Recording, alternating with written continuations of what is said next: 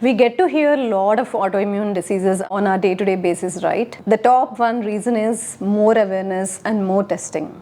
And of course, there are very common secondary reasons like increased intake of processed foods, increased stressful lifestyles in modern day works, and also genetic and environmental factors.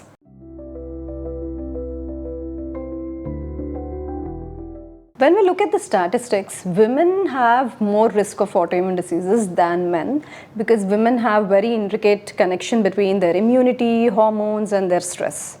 Because stress is very interactive between the hormone regulation in women, especially the estrogen, where the levels are changing according to their puberty, pregnancy, and menopause. And not just that, a lot of it has been associated with environmental factors and their lifestyle, especially the eating habits. When the foods that you consume has a lot of processing involved and consuming ultra processed food, that is at a higher risk. And also when there are a lot of environmental toxins, pollutants, and a lot of BPA, plastics that we either consume or put onto our bodies. So a lot of these factors tend to increase the risk of autoimmunity in women.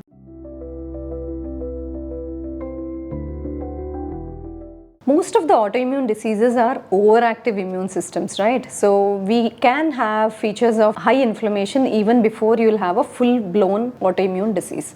So these inflammatory symptoms could be anything like skin changes or feeling very unusually in your joints or stiffness in your joints in the morning or any new rash on your face, or it could just start off with lack of energy or lethargy. So autoimmune disease starts at any part of your body with any kind of symptom. So be aware of any symptoms that can creep up from high inflammation.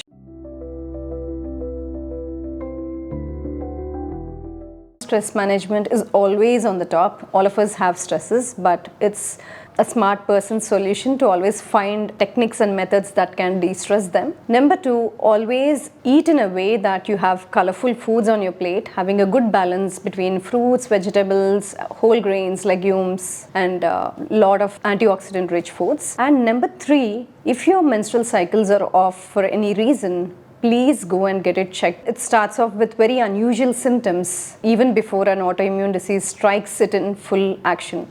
So we should always be cautious about the symptoms. When something is off of your natural processes, always reach out.